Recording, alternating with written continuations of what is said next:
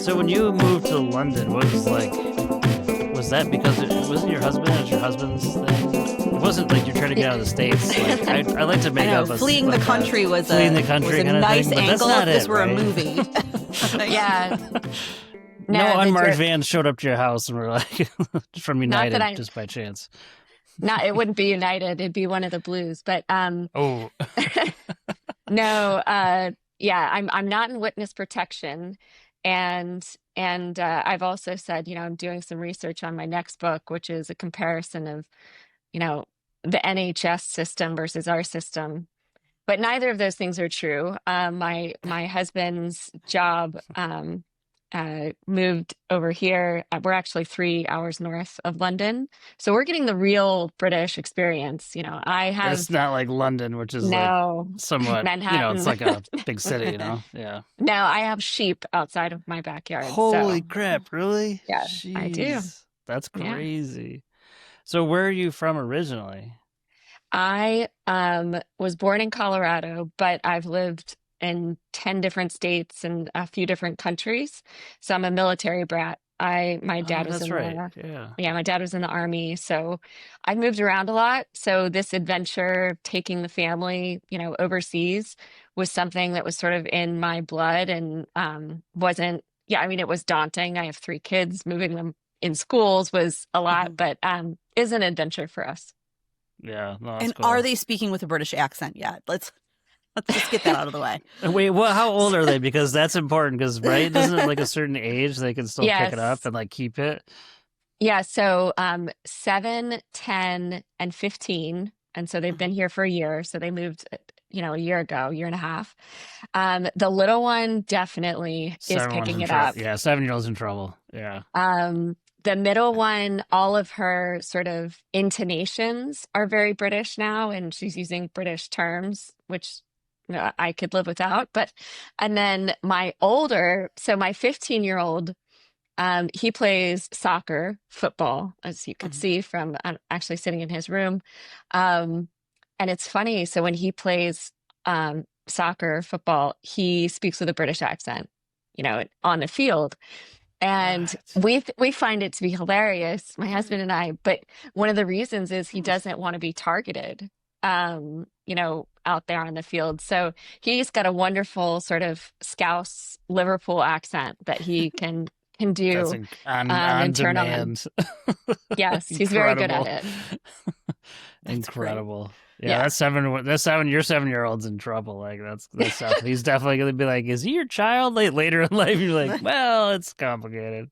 Yeah, lucky for me, I have very strong genes and they all look like me. So, Oh, yeah. Well, so then it's just the father that's in question. No, I'm kidding. Yes, yeah, exactly. That's right. Tina, don't say that. I'm don't know. sorry. She knows who We're her just children. messing She with you. knows who people She are. knows. She knows it's a joke. It's okay. Yeah, Chris, we may deviate. You never know. No, that's fine. So, I listened to one of your other podcasts with somebody else, some other couple. I watched it on YouTube, and I was like, I mean, it's fine. Those guys are fine. It was very like, we're gonna ask you. I was like, whoa, we are gonna deviate pretty significantly from that group. Yeah, we try to have fun if we can. I forgot. So Chris and I talked just like we were supposed to talk for like 30 minutes. We ended up talking for like an hour and 20. We had to like cut it. But I did learn that she was military because she moved a lot, and I was like, oh, I was a PK, so I moved a ton, and just because everyone thinks I tell people that I moved a lot as a kid, they're like, oh, you must have been military. I was like, no, I was a pastor's kid, and Right. the thing that. And the specific denomination was like they just move you every 3 or 4 years. It was the weirdest freaking thing. I don't understand it at all. Then my parents got divorced and we moved more, so I don't really know. Whatever. It is You're resilient. Such is life. Yeah, yes. You gain some resiliency skills. By the way, it causes more problems later in life, but that's a different conversation probably, as Tina knows all too well. They're like, kids are so flexible. They can take it all. And it's like several years of therapy. Just give me stability. Please make me feel safe. Yes. Turns out moving when you were 11 or 12 is probably like, that's actually really hard. I moved to a new school in 7th grade. That was which that I was me. which I call like the ugly years, It was Oh, yeah, it's the like worst year. it's the worst. And yeah, it wasn't good. I moved to a new school in seventh grade, and the seminal moment in maybe like my whole life was I refused to go to school that the first day, Mm, and I was like, I'm not going to that. Like I'm not going to school. And as I've been able to unpack that, it's been like one of these things where you're like, oh well, that was actually like the first time I was able to voice my. I didn't know how to voice it, right? Like I didn't know mhm. how to voice that if I had no control over the situation, but voice the fact of like this isn't okay. What's being done to me? Right. Um, Right. I could use that language now. I couldn't back then or even understand that it was a problem, but it's a very vivid memory for me. Yeah, Yeah. Yeah. very difficult. Anyways, we've already digressed. See, I do think I have a plan in mind, Tina, which is I know you're gonna be shocked. Because there's just so much to cover we could No, cover. for sure. Um, I think Tina and I both read the book, and Chris, I do want to ask you first, before we go talk about the plan, Mhm. how did you end up deciding to write a book? Because Tina is being modest. She's actually ghostwritten several New York Times bestsellers, so she's like a Okay. writer. Just like, come on now. Okay. Don't judge Uh, me, Tina. No. Oh, absolutely not. The effort that it takes to write a chapter, let alone a book, is incredible, and it is really a force of will. Like, because you have to. There's no one standing over you saying write. So you have to like Right. really Correct. Yeah, probably 8 have a years ago, certain. Tina and I was like, I should write a book. This is before I did the podcast, so like 9 years ago. And then she's like, yeah, that's good. And we came up with an outline, and I was like, I swear to God, I wrote 3 pages. I was like, this is great. And then I was like, oh my, I only have 3 pages. This is a problem. I'm not gonna be able to do this. I Yeah. stopped. That was it. So sorry. Go ahead. How did you get motivated to do it? It's a ton of work. hmm So part of the motivation was actually moving here, and I wanted something to focus on. Oh, Because so I knew that, yeah. meetings in the US wouldn't really start until, 2 p.m. my time. And I like to pile it on. So I thought this would be a good opportunity to write a book. I also wanted, I found that there was a need for the tool that is this book. And I very much see it as a tool, because when I would speak to CFOs or employers, and they would say, is there, like, I would tell them something and a light bulb would go off, Right. and they would say, is there like a book I can read? And yes, there are books that are very focused on specific things in the market, or like the drug industry, or hospitals, but there was nothing that really sort of big picture, I guess, to give more of those aha moments. And so I thought I would write it. And lucky for me, it is getting read, and it is being used in the way that I had hoped. I know that it's definitely in a few congressmen's office in DC. Somebody wrote me and said, "Oh, I met with Rand Paul, and I saw your book in his office." And Sweet. so that's pretty Yeah, that's cool. nice. Yeah. Yeah. Because you So that's it. self-published, is that right? I Or did you did. have a I did. publisher? No, No, I that's self-published. available today. Tina knows that whole world, so she could go into detail about that, but Well, I that's mean, good. it's incredible, because I feel like also, like, I don't know who the publisher is for this book, honest. Like, you know what I mean? If you had to shop it Mhm. around, and then ultimately Right. all of your effort becomes somebody else's profit. So, yes, because even in this space, they wouldn't even help you market this book. Like, that would be on you anyway. So Oh, I you'd be Mhm. think paying to do it. Right. it's a really viable tool, especially for getting out messages that need to be heard. Like, I think the stories you're telling in this book, which, by the way, I so appreciate. I am not a huge fan, despite the fact of what I write, of nonfiction. Like, I'm a Mhm. literature nut. Like, that's my world. But I love when people can tell a story, like tell this Mm. story almost as if it's fiction. Like, Right. I love the anecdotal pieces because it draws you in, and then you identify with Joe or Sue Right. or whomever. I mean, that Walmart person's story was like It's practically in tears. Right. Here's 10 years and you're fired. I was like, oh my God. Well, the opening story, you could I could see it in a movie where I you're could talking too. yeah. about, I was like, and especially the the scene governor in the comes in boardroom. and he's going to And save I've the been in day, and then he scenes like betrays that. you. Yeah, Oh, it's like Yeah. you could totally see it happening. Well, I mean, not you, but person, betray. and unfortunately, I wrote this. So the whistleblower case that was just sort of made public a couple months ago in November of 2025, I had hoped to include all of that in the book That's what that you I had said, been right? writing in my head, but eventually it was just, okay, I can't wait anymore. So I was able to tell that one brief story, but I mean, the bigger story is definitely not in the book, and hopefully a story I can tell at some point. Yeah. Yeah. Oh well, second book. That's what you said. It's a second Yeah. book, maybe. Yeah, that's cool. Or screenplay, like you said. Yes, I know. Screenplay. Totally. Some Yeah, I could totally see like it. film Alice students' short Baldwin is film is the that first chapter. governor coming in. I mean, you could totally see it happening, right? Mm, Maybe worthwhile. So my plan would be, I would love to talk about. I think the rev cycle people, like most people that listen to this, you have a whole section. You kind of break it down to health systems, hospitals, providers. Let's lump them into one mhm. thing. Certainly, these guys know that world all too well. I wouldn't say I agree with all the detail you have in there, but and because I think it's just really complex, especially like the charity care piece is very complex, and it's being done all kinds of different ways, which I think is kind of your point. So I don't know if we need to cover the health system piece because I think those guys are well aware of like the problems Right. within the health system. I think what's the part that people that I talk to um, that have the most the most thing they don't really understand.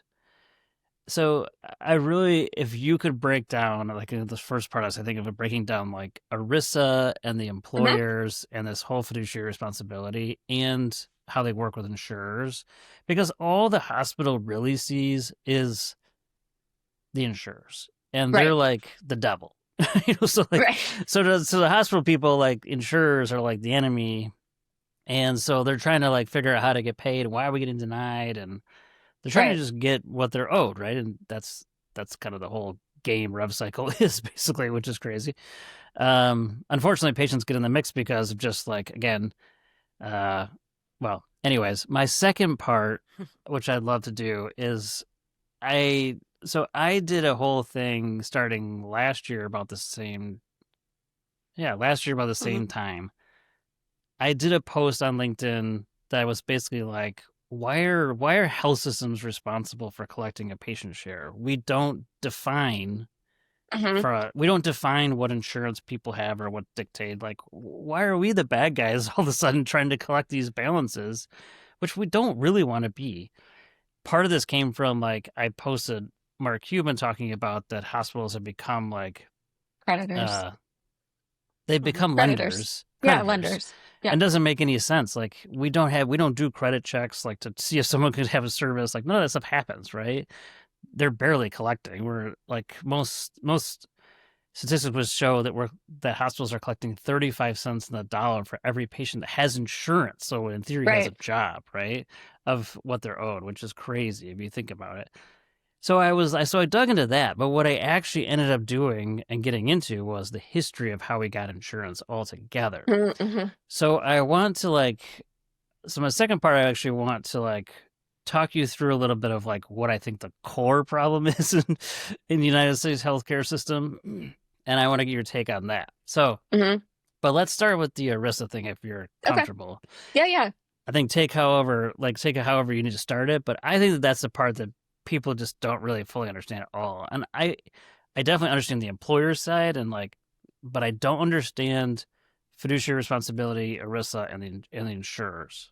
So if you could Right. start there, maybe that would be super helpful, I think, to explain to people. Yeah. I think that, one of the reasons it's good to focus on that piece is because the insurers, the TPAs that play in the middle very much want to keep employers in the dark about hospitals and hospital systems and how they work. And they very much want to keep hospitals and health systems in the dark about how employers think, right? Yeah. Um, so, just to take a few steps back, an employer-sponsored health plan, right? Their duties as employers overseeing a health plan are governed by ERISA.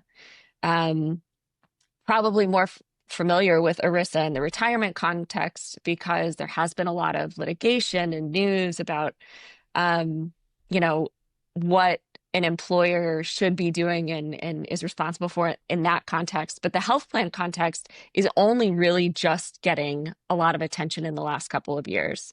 And probably one of the reasons for that is just, skyrocketing premiums. And people are finally asking questions like, what I'm getting less, right? I'm paying higher out of pocket. I'm not able to go to the provider I want to see. And I'm paying more out of my paycheck. Like, what gives, right? Yeah. And employers are finally sort of, they're being held to the fire of like, what are you doing to control costs?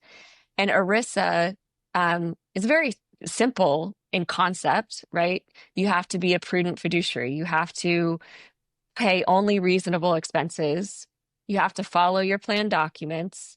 You have to have an undivided duty of loyalty, right? Meaning that you can only really work towards the benefit of the plan and the plan beneficiaries. And that's really it. I mean, it And that's sounds the simple. insurers. You're talking about the insurers. No. The So I'm talking employers. about the employers. See, I would have thought you were talking about the insurers. Yes. So I'm absolutely not talking about the insurers, right? And you're talking So about self-funded large employers, right? Over yes, 175 people, which is yes, 79% of all large employers are self-funded. Is that correct? correct. Okay. Yes, and more sort of every day, Sure. because even when they're fully insured, they're still carrying the risk. It's just carried for a It doesn't year, matter. right? Yeah. It doesn't Yeah. matter. Yeah. So the primary fiduciary duty is owed by the employer. ERISA applies to employers, right? It doesn't apply to third-party administrators or PBMs in the absence of a contract that says they are accepting that fiduciary liability, or they're playing a role as a functional fiduciary. What does functional fiduciary mean? It means that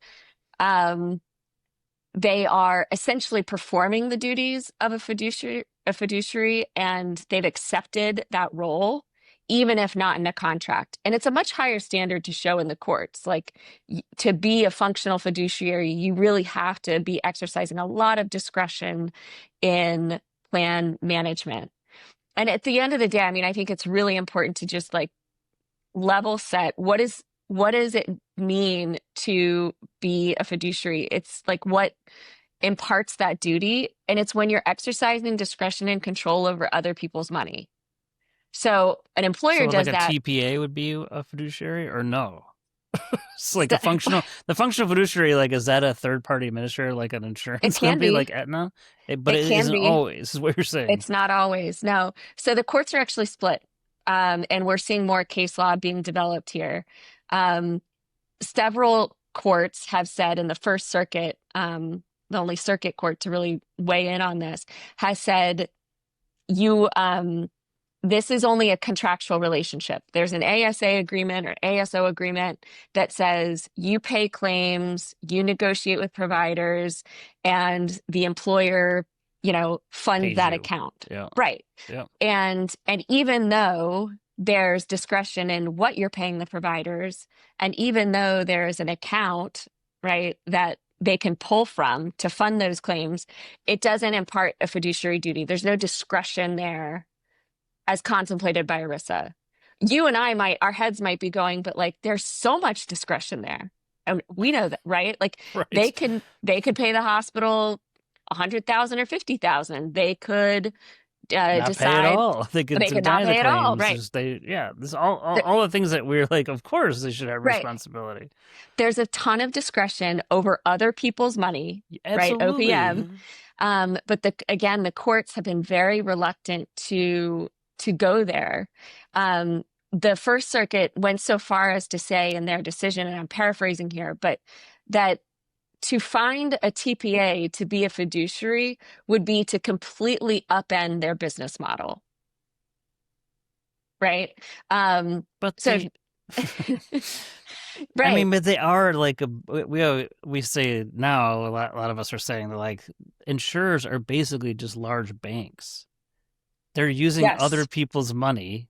They're holding it as long as possible. That's basically the whole game, right? To Right. collect as much Right. interest as they can. So in theory, they are the they have to be they're holding other people's money, Right. right? Like, I feel like I'm taking crazy pills sometimes when I read this stuff. No, you're not. I mean, I think that that's where you automatically go. And this is why employers are stuck with, sort of between a rock and a hard place Right. because they legally hold the responsibility. Like they're the ones that will get sued by a class of employees for, for not being prudent fiduciaries and paying too much for healthcare and hiring, a couple of the cases that have come out. You've had class actions against employers for hiring like Express Scripts and overpaying for drugs. There's a case with the Mayo Clinic right now.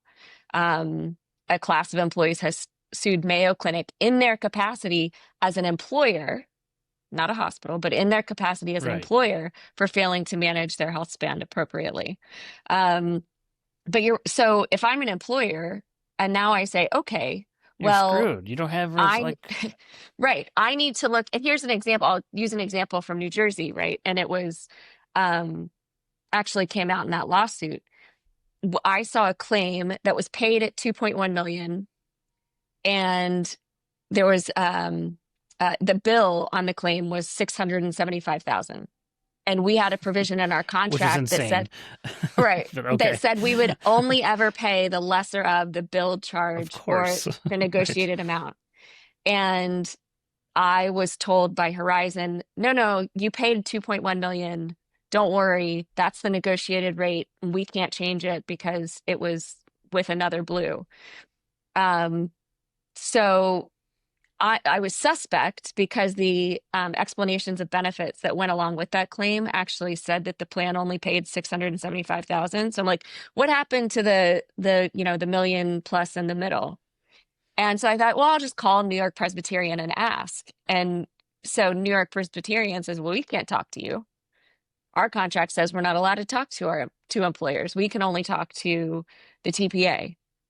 And so if I'm an employer, I know I'm overpaying for a claim. I know there's a contractual breach and I can't prove it because I don't have my data and I can't talk to the provider. Like, not only are your hands tied behind your back, but you're Right. blindfolded and handcuffed. Right. How would you even?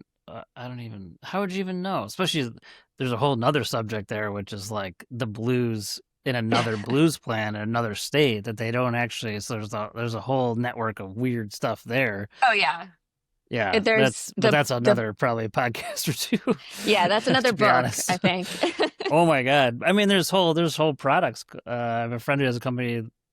One of their products is called Blue Card, and they basically just try to figure out like what should you actually get paid. It's from the Right. different Oh blues wow. if you're not contracted with one. So Right. because that's happening all the time now. So Yeah. I might have Blue Yeah. Cross Blue Shield of Michigan, but the reality is like, in fact, Tarpon just did this. We went to Blue Cross Blue Shield of Michigan.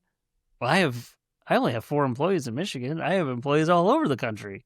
Right. So they're gonna go at all these places. It's fine, but it's like if you're the health system provider, you're like, we don't have a contract with Blue Cross, which is Michigan from in Right. Kentucky, So it's Yeah. fascinating.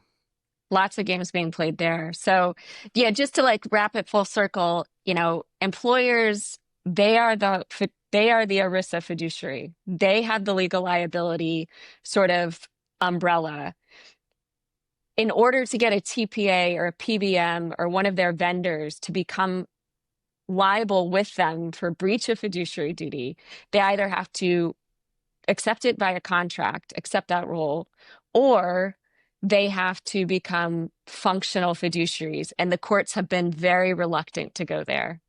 Again, the First Circuit has said no.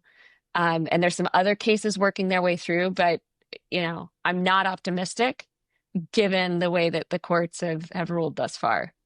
I mean, for so long, employers have farmed out the responsibility to an insurance company to kind of manage this for me. Right, Like, and when it was in the 1980s, when it was $4,000 or $5,000 a person, right. it's actually something. Of course, you wouldn't have your own department managing this or your own insurance. Like, of course, you wouldn't do that. But now it's $25,000 a person. That's the average, I think. Right. And so I just, if I'm a large employer, I'm just being like, what the hell? Like, I can't like give, if I give, I'm still responsible, even though I don't Right. fully understand the whole game. I think Right. this is where it just like drives me crazy. You want to hear something really interesting in my research? You may know this already, but I'd love your reaction to this. One of the things that in the very beginning was that the American Hospital Association is actually the group that started the blues. So that you probably know that, but like a lot of people don't realize that. So it's Right. like, okay, well, that's interesting. They tried to do it because they were trying to basically make it so that hospitals weren't competing with each other in so many Hmm. ways, which is a whole nother subject. Um, but what they were arguing is that at the time, they were arguing in the state of New York that they did not need to have reserves like a normal insurance company because they were comparing it to like, the time there's maritime insurance, there's all kinds of other Right. insurances, right? And they did not need to have reserves because the hospital was the reserve. That because the Hmm. hospital was providing the care. Remember, this is only hospital covered at the time, Right. and I'll talk about that in a sec later in this podcast. But like then at the time, so that they were actually saying that the insurance company was saying that the hospital was reserves because they're always going to do the care. I don't need to have financial reserves, which is mind blowing. If you're like today, you're like, oh my god, like these two are like mortal enemies, and we're the assets, like we're the ones responsible. Hmm. I'm fascinated by it. What's fascinating is like now that the way you're talking about this is employers now are actually have come into the scene like since World War II, and like they're now the ones responsible. They didn't Hmm. ask for that. Right. Right. I mean, the system, there are many original sins, I think, in healthcare. And if we could turn back the clock, how might we design things differently? But I don't think even sitting here with the knowledge and hindsight that we have, that we know what that would look like. I mean, certainly sitting here in England, like they Great. went one way and we went another. And I don't know that this is the right way. I mean, Right. I've experienced firsthand what it's like, and I wouldn't recommend it. So, yeah, I think that the other thing, if you look back at the history of how insurance and even employer-based insurance, like one of the first employer-based plans, I think was in like 1920 or 1930, in Texas with Baylor, Baylor. Scott and Yeah. White, or Baylor, but it was first dollar coverage, right? So it was capped, and that's something that's changed. But if you paid your premium, whatever, $2 a month, and if you needed hospital care, It's it was 20 days, covered, 20 days of coverage. right? And And you only did it because of the Great Depression. Because they're basically like they didn't have any people in the hospital. So the they administrator's like, needed, right, well, we better get some people in here or get right. some cash in here. But you fast forward, and now the insurance that we have, I mean, it takes a while for most people to get to that first dollar. I mean, somehow we've been convinced that we have to pay a lot more upfront for the premium to have access to this coverage. Oh yeah. Um, but the access point has been put so far, so far away from folks, and in the form of out of pocket, that it's made the hospitals the creditors, if you will, the lenders. It's made care inaccessible in many cases to people, and we're paying more for it. It's like the pills that we're swallowing are so. I- if we were to describe this to someone that had no knowledge about the U.S. healthcare industry, they would say, "What the, you know, what are you doing? Like, this does not make sense." No, it's fascinating because when I was in grad school, this is a long time ago, Chris. But when I was in grad school, I had a class that was around, I think, called managed care. One of my favorite professors, and we did this. He did this thing. There was, It was like basically the study, the RAND study, which you and I have talked about, and most people know. But it was basically like there's this: if you have a copay, even just $5, you're less likely to go to the hospital, physician all the time. And so I took that as like, oh yeah, that makes total sense.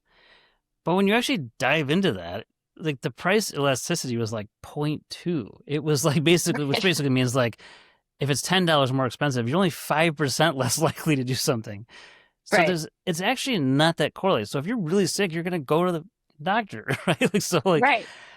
but what's happened is like we've taken that and been like, no, we're just gonna like spread all this to these, it's like, and people are gonna use it less. I'm like, okay, well, people aren't gonna use. It's basically gonna be used about the same, or it's doing the opposite because it's what the RAND study did not ever figure out, which is the biggest issue, is that people who are vulnerable populations that don't have money, they're deeply affected by it. Right. Because $10 to me is not $10 to someone who doesn't have a job. Right. Oh yeah, for sure. Those are not corollaries. So it's like, so it is fascinating, kind of just like, but that study was in like 1978. I mean, this is like how many years old, and it's not necessarily like probably how it is today at all. Yeah. So it's just, I don't know, fascinating. That's how my whole thing got started. I heard about this RAND study. I'm like, what the hell is this? Are you looking for a judgment-free revenue cycle space? Do you want to expand your revenue management skills and learn insider strategies? Check out RevCycle 101. Unlock the foundations of healthcare finance with RevCycle 101, a comprehensive course designed to give anyone, from a recent graduate taking their first professional steps to a seasoned sales leader refining their expertise, the clarity and confidence to excel in revenue cycle management. Through easy-to-understand terminology, practical tools, and proven methods, this course demystifies the complexities of the revenue cycle. It equips you with the skills to drive results, optimize operational efficiency, and significantly advance your career in the shifting realities of today's healthcare industry. Click the link in the description for more information. Now back to the show. I think that there's a huge need for more study in the sort of the behavioral psychology and behavioral economics, like with healthcare in particular, 100%. because we don't make rational decisions. And I'm not saying that as a knock, right? Like, but when I'm a mom in an ER with my 100%. son, I am not a 100%. rational actor, right? No one like in the is. economic sense. Right. Right. Well, my thing But is I always think like we can a nobody lot to cares. learn. Everyone's like, oh, they should care about what their benefits are. I'm like, nobody gives a shit until it's like I'm sick and I'm in, or actually much further after that, where I get the bill and I'm like, what are these benefits? I don't understand. Right. It's like you don't care until you have to care, Right. which is also the issue. So it's not like I'm going into Best Buy and I'm buying something that I really want to buy. That's a different issue. Right. It's very different. And just the, the psychology behind, well, I want to pay more for access. Some people have an assumption that like if people knew better, they'd do better, whatever better Totally. is in healthcare. Totally. But I don't necessarily think that's the case. And again, I think that we could learn a lot in that vein, to help us stop making stupid decisions when it comes to designing healthcare. Put bluntly. I totally agree.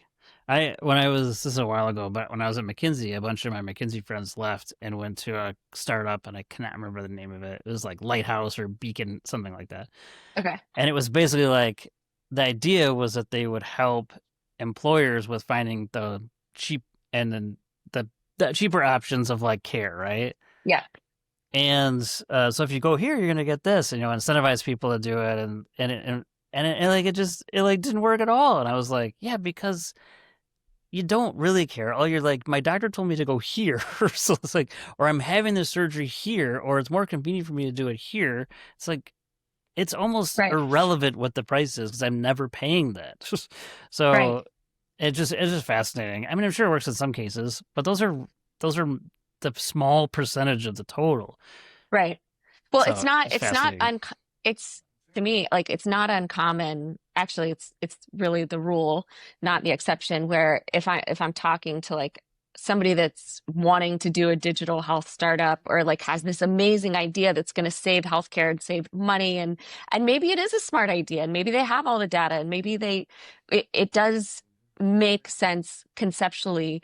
And usually they're like, but we could save the employer a ton of money, or the payer a ton of money. And well, who's your customer? Well, we're going to go to United or Blue Cross and get one of these big.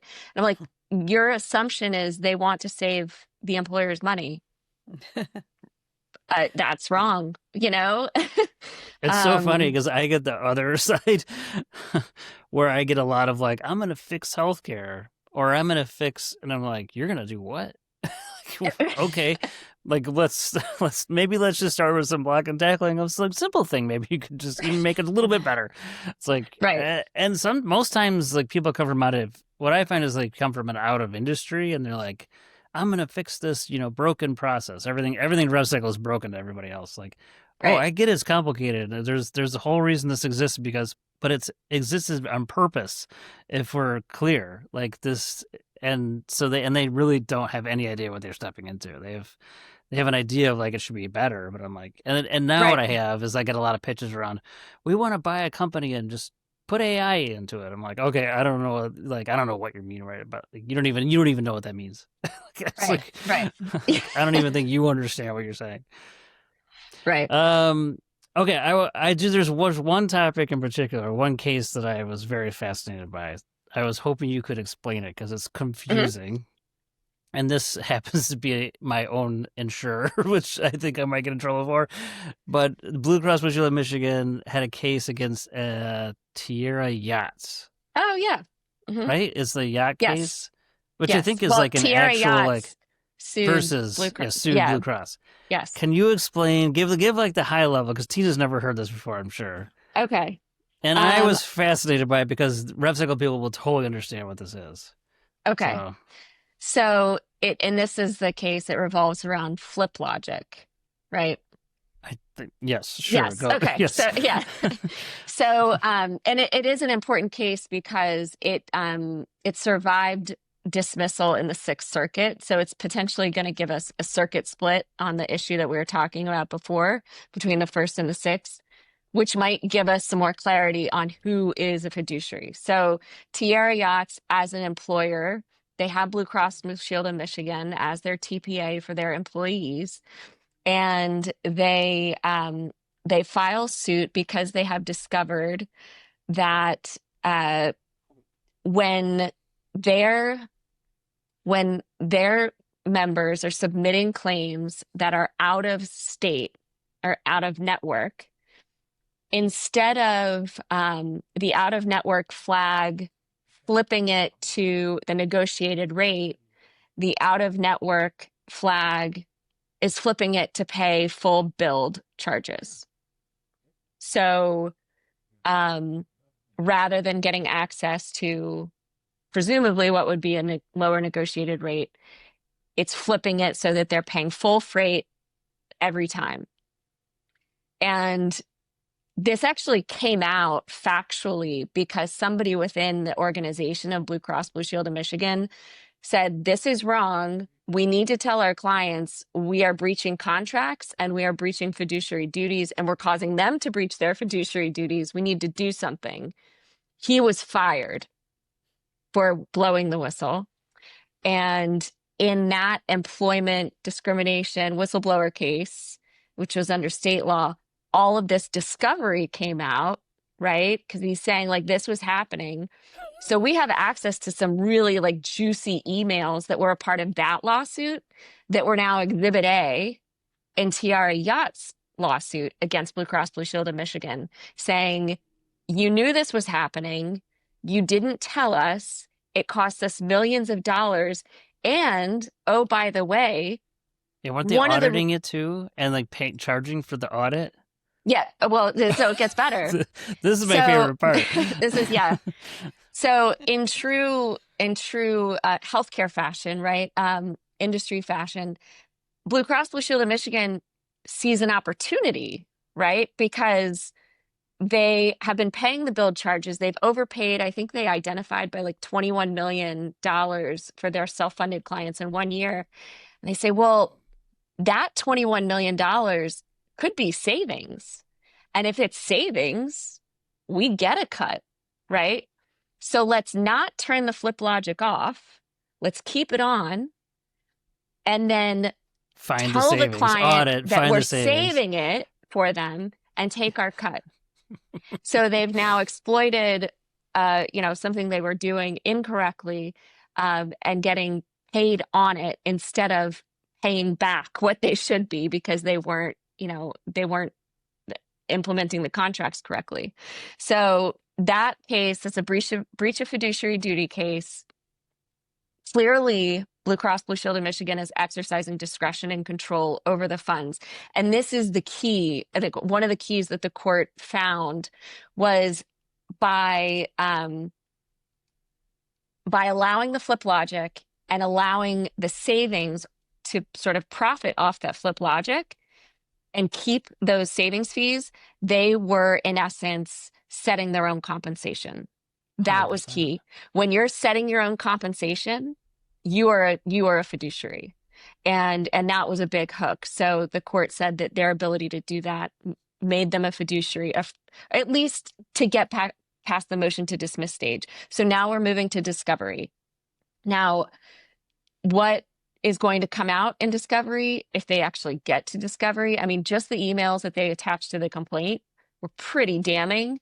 I'm going to guess that this one gets settled out of court, because I don't think They don't anybody want any wants those case law. emails coming out. No, No. well, I mean, case law, yes, but the case They don't laws, want the emails out. they don't want the discovery But out.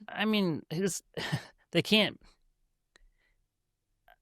I know enough about insurance companies. So like they're big machines, right? Like they're not nimble at anything. So it's like, they're not like, oh, there's one guy in one corner, like figuring out like we could actually like audit these claims and then get money back. It's like, no, this is probably just their process, which means they're doing it to all kinds of employers. And that should actually be the most disturbing thing for people. Like the fact that like you're auditing thing that you already know is happening to get paid more is insane. It's insane. Well, but that's not uncommon. I mean, what happened here crazy. is, not uncommon, but interesting because number one, it was documented. And number two, there was a sort of a clear hook in that the flip logic was wrong. They knew it was wrong. They documented it, right? But we see, I mean, it's a somewhat famous slide now. I call it the Cigna slide because I think almost every senator has seen it and congressman has seen it because it is so outrageous. But it's from a case in California. And essentially, the case is about providers getting paid appropriately in out-of-network services. But what came out in the case is a particular claim, well, many claims, but one particular claim, the employer paid over $4 million for a very high-cost claimant inpatient psych case. Of that $4 million, the provider walked away with less than $900,000. Multiplan walked away with $675,000, and Cigna walked away with over $2.5 million in savings fees because the original bill was high enough that their 30% or 40% savings fee meant that they actually walked away with over $2.5 million. But the employer thinks it's a $4 million claim. They're just writing the check, right? Because Cigna and Multiplan pass it through the claims feed and say, yep, this claim was X, Y, and Z, because they don't know that the recovery services fees are in the claims at that amount. It's insane. It should be like racketeering. Like this is like mafia in any other industry. Stuff, right? That's why I called it the Great Healthcare Heist. Because yes, when you described this it's stuff, the mob. It's what the mob used to do with just cash. Yeah. Yes. Which, by the way, was happening in Detroit up until like 2010, just so you know. I had a buddy who owned a restaurant in downtown Detroit. This is before the mayor went to prison and filed. Now it's totally clean and Detroit's a totally different place. But he's like, oh no, a guy would show up every month and I'd have to pass him cash Right. Well, in I an mean, envelope. He was like, this is just like out of like a cinema movie. I was like, holy shit, that's crazy. if you think about, so if you are let's talk about one of those digital tech startup companies that actually could bring value. Like if you want to get in front of an employer, what do you have to do?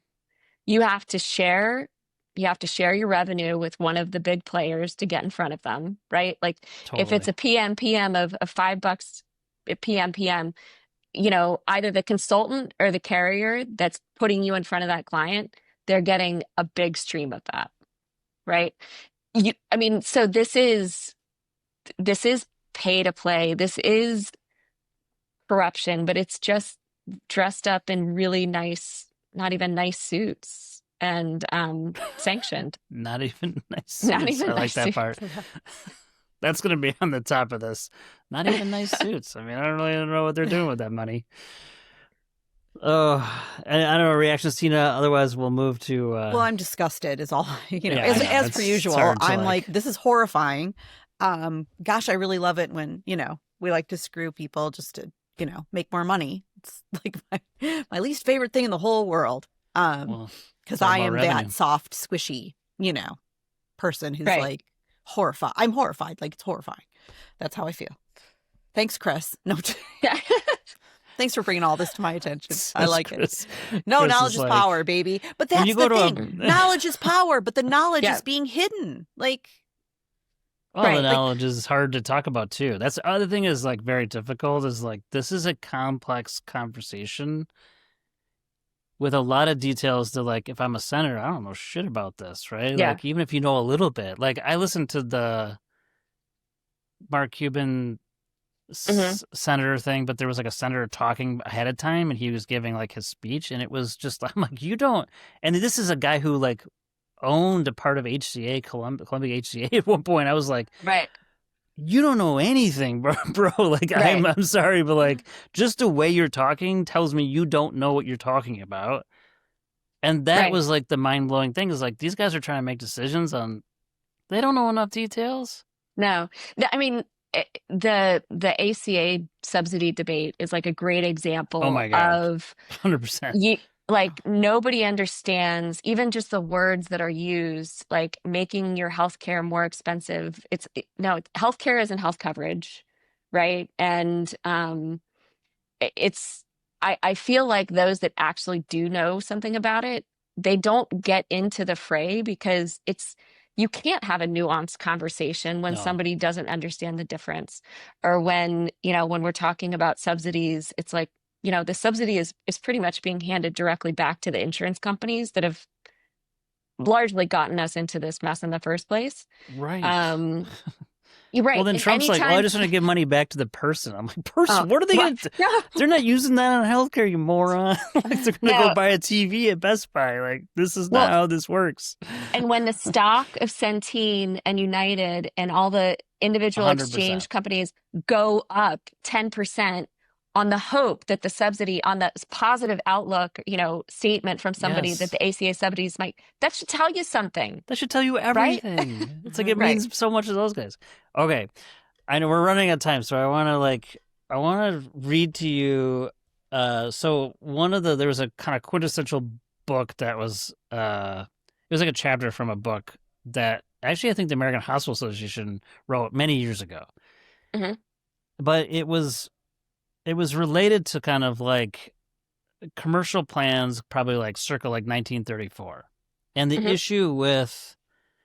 issue with actually like creating a health insurance. And this is what they said. So I'll read it because it's short, but and then I'll describe a little what I mean.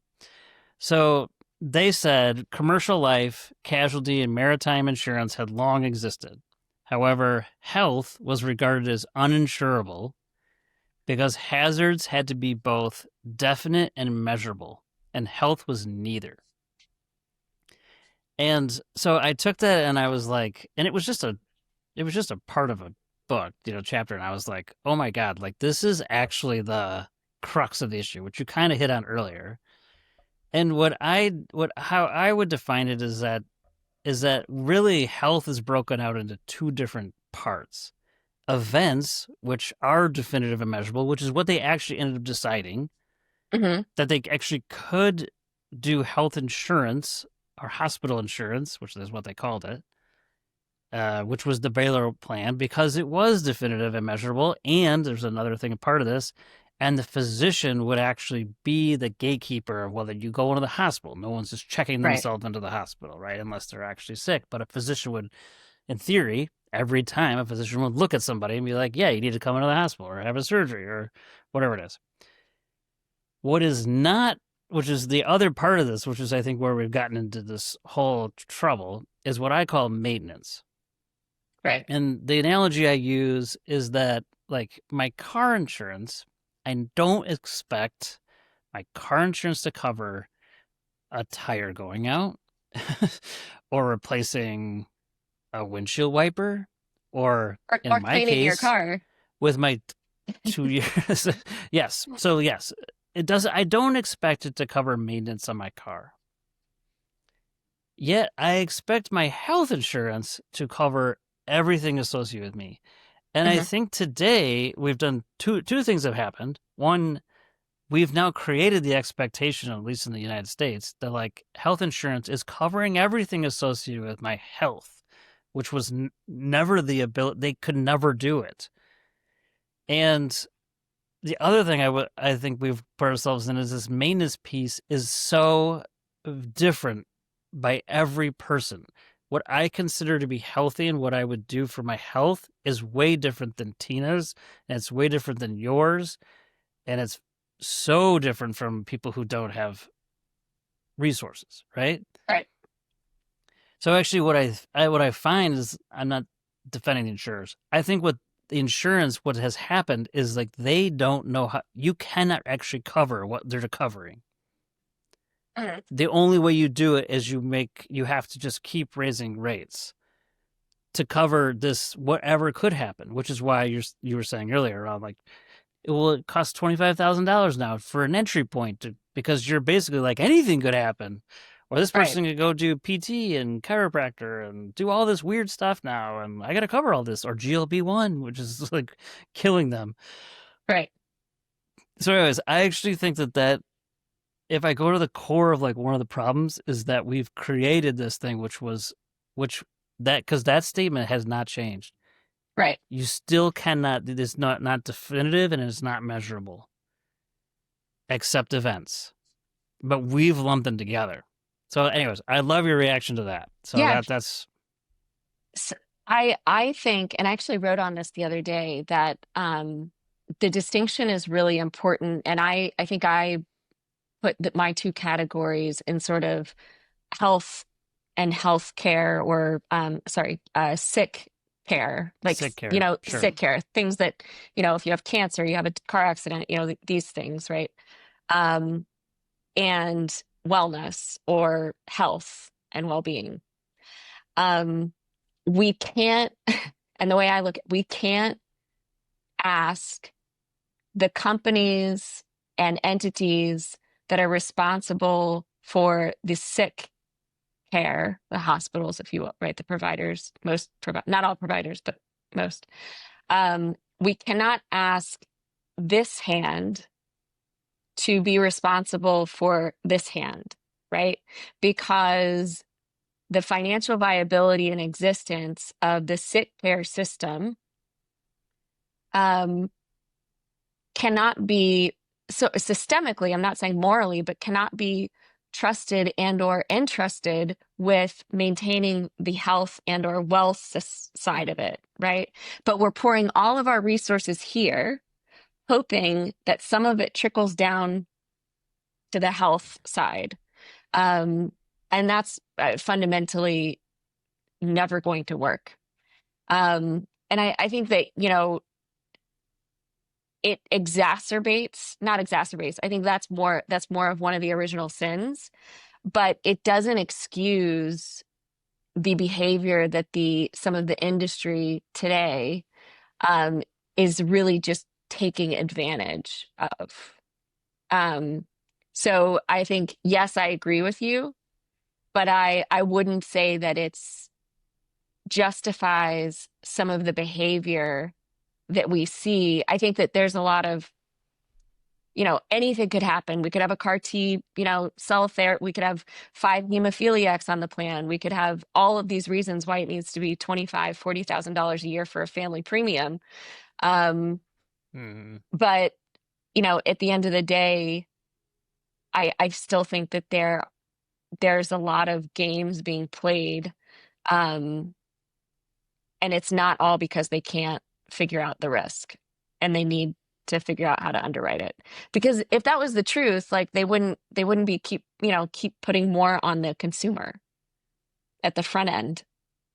I mean, I think that, yeah, I think that we're both right. I just don't think that that justifies a lot of the behavior that's happening. Oh, I'm not trying to justify the behavior Oh yeah, because yeah. I don't think it justifies the behavior. I'm thinking it like, to me, it's like, I don't think most people realize like how it was built and then Mm, what we're actually trying to do. It's a flaw in the system of like, we're actually trying to cover all of it. And it right, doesn't work that way. And right. if I'm an employer, because I think my solution is, this is a very simplified view. So just, I know it's simplified, but my solution actually to this is that I believe employers should cut out the insurers altogether.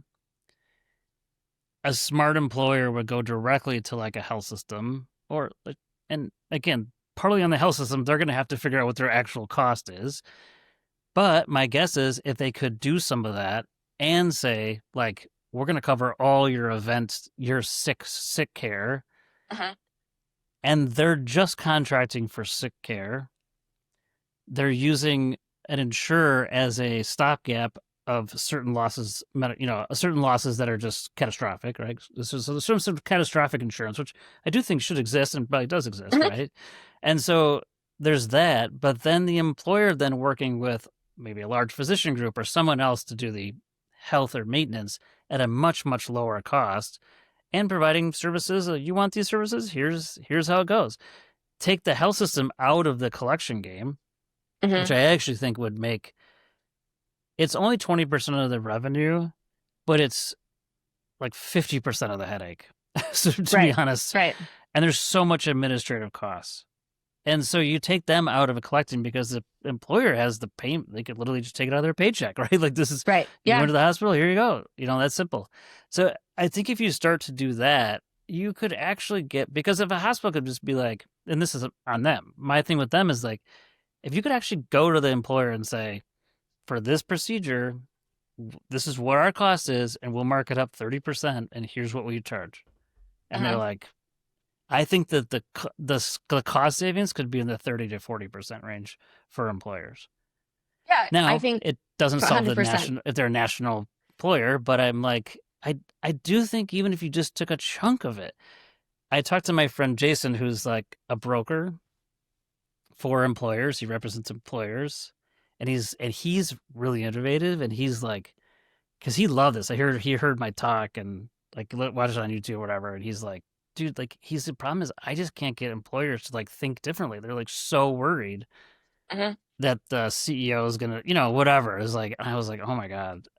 He's like, so it's like hard to get people to think even just out of the box. And I know you said that several times, so I'd be curious to know what you think about that. Anyways, Yeah. I mean, on his point, like, and that comes back to the behavioral yeah. psychology, like we become irrational actors when we are making healthcare decisions. And that's for patients and that's for CFOs that are buying healthcare for their employees. But you're right.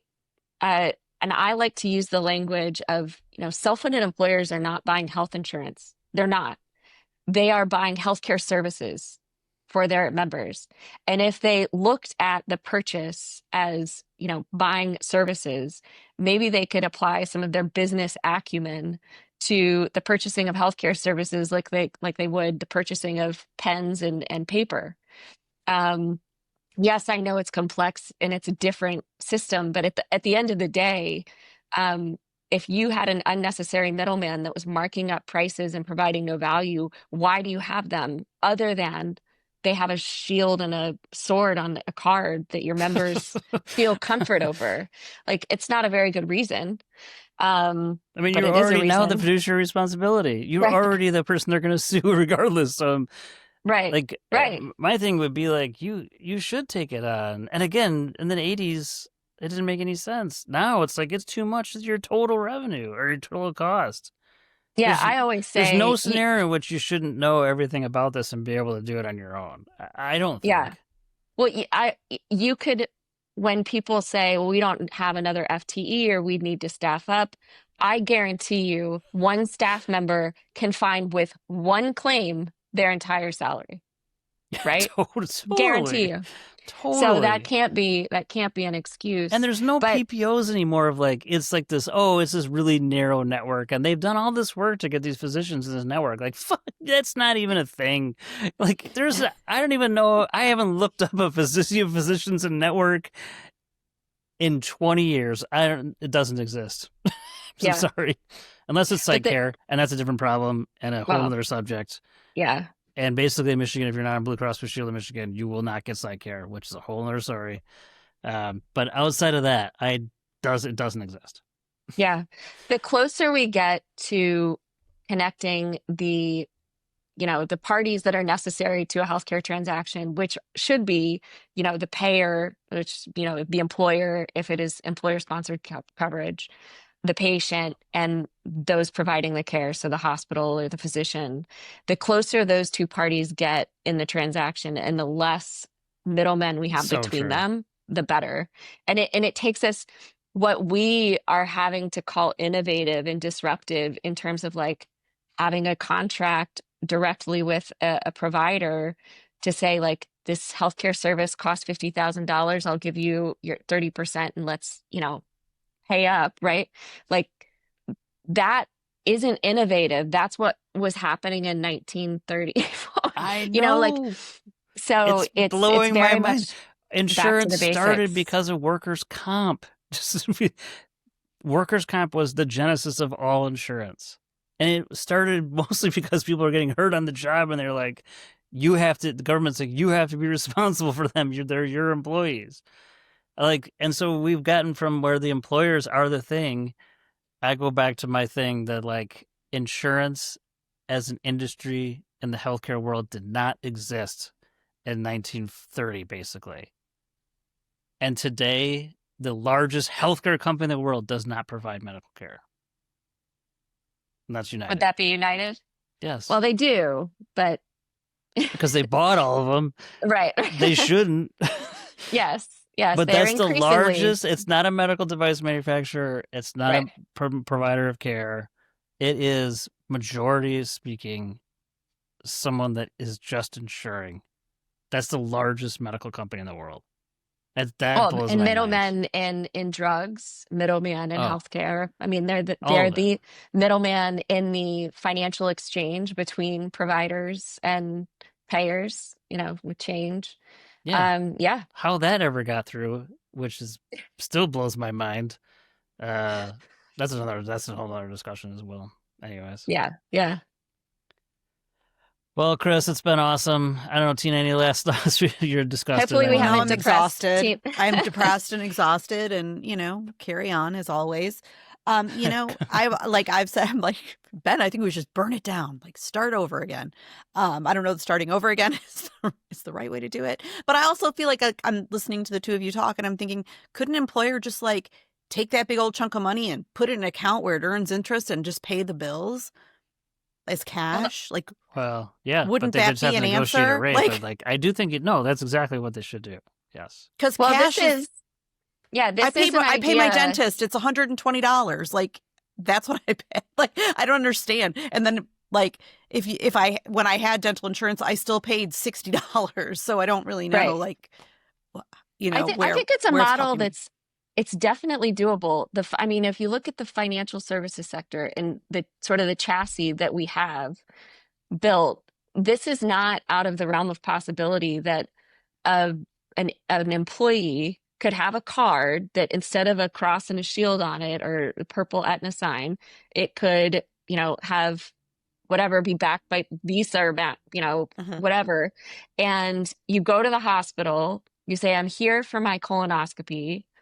You know, today you have company credit cards that if you go to a hotel, like they can put the hold on it. Like that credit card can only do things that are associated with that company. And then, okay, something goes wrong. Well, you have the hold and we can adjust for that and deal with that in our contract.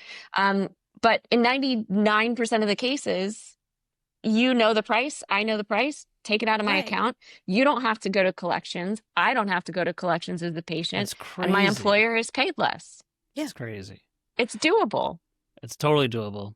Chris, when you go to cocktail parties, stuff like that, I am curious because I also struggle with this. Do people ask you what you do, and then what do you say? That was actually one of the reasons I wrote the book. Now I can say I'm an author. Oh, that's true. I'm an author. Easier. That's much easier. Brings it out of her bag. I wrote this book. Yeah. What do you write? Science fiction, fantasy? What? No, nothing like that. I say. I mean, you can say you're a lawyer, so there's that. I say I'm a lawyer by training, or I'm a recovering lawyer, and I'm in healthcare. And it really depends on the audience how much further it goes. I have to say the more entertaining thing is when I listen to my husband try to explain to people what I do, or my kids. That's like my wife trying to describe what I do, and she's like, I don't. She's like, most times she's like, I don't even try. I just tell them you're in healthcare of some sort. Okay. Yeah, no, it's pretty entertaining. This one time, I'm just real quick. I know we got to wrap, but I'm at like, this is last summer. It was my younger daughters. My girls are like 16 and 17. They're older.